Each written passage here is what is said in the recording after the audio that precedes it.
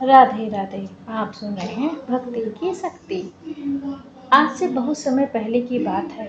श्री कृष्ण की जन्मस्थली कही जाने वाली मथुरा के पास एक सुरेश नाम का वृद्ध व्यक्ति रहता था। सुरेश श्री कृष्ण और राधा रानी को असीम भक्त था। सुरेश श्री कृष्ण और राधा रानी को अपने परिवार का सदस्य मानता था। सुरेश की आस्था के चर्चे आसपास पूरे ब्रज में फैले हुए थे।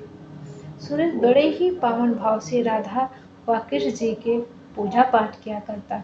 उसके घर में जब भी भोजन बनता वह पहले राधा रानी और कृष्ण को भोग लगाया करता, बाद में खुद उसका सेवन किया करता। उसमें भी राधा रानी को सुरेश अपनी पुत्री मानकर उनकी पूजा पाठ किया करता।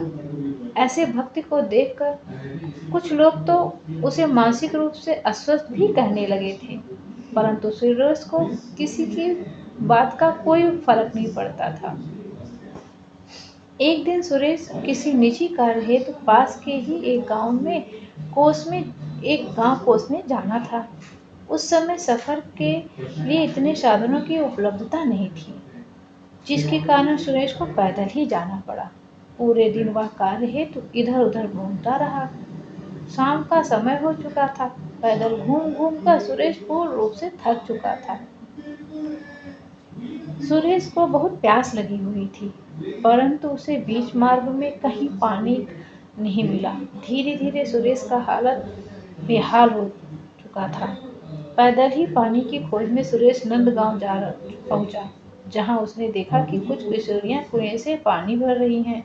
सुरेश ने उनके पास जाकर कहा, बेटी, बहुत प्यास लगी है, क्या तुम मुझे पानी पिला दोगी? उनमें से एक कन्या ने उत्तर दिया, जी जरूर, अभी आपको पानी पिला देती हूँ। वह कन्या कुएं से पानी खींचने लगी। तभी सुरेश ने उस कन्या से पूछा कि यह कौन सा गांव है? कन्या बोली, काका, यह नंदगांव है। सुरेश ने तुरंत कहा, नहीं, मैं तुम्हारे यहाँ पानी नहीं पी सकता। कन्या ने पूछा, क्यों काका, कोई बात है क्या? सुरेश बोला, यह तो हमारी राधा रानी का ससुराल है और बेटी के ससुराल का पानी तो पिता को बाप का भागी होना पड़ता है और मैं यह पाप नहीं कर सकता। सुरेश के मुख से यह बात सुनकर वहां उपस्थित सभी किशोरियां सुरेश की भक्ति देखकर हैरत में पड़ गईं। सुरेश वहां से आगे निकल पाया।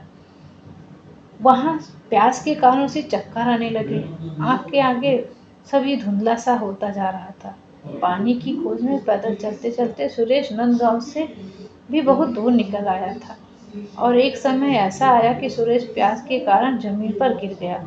वह बेहोश होने लगा था, परंतु फिर जो हुआ उसे देखने व सुनने वाला सभी हैरानी में पड़ गया। पास से एक छोटी कन्या दौड़ती हुई सुरेश की तरफ आई और सुरेश के पास आकर बोली, बाबा, यह लो पानी पी लो, आप बहुत प्यासे हो। सुरेश ने बालिका से कहा कि नहीं बेटी, यह नंदगांव है और मैं यहाँ का पानी नहीं पी सकता।